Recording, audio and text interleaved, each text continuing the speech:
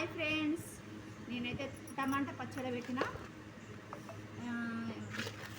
టమాటాలు కోసిన, ఎండబెట్టిన, గట్టిగా ఎండబెట్టిన, మంచిగా గట్టిగా అయితే ఎండబెట్టి మంచిగా ఈ ఎల్లిగడ్డ తీసుకున్న, అవి మెత్తగా నూరిన టమాటా పచ్చళ్ళకు మంచిగా అంటించిన తర్వాత జీలకర్ర, మెంతులు, ఆవాలు మిక్సీ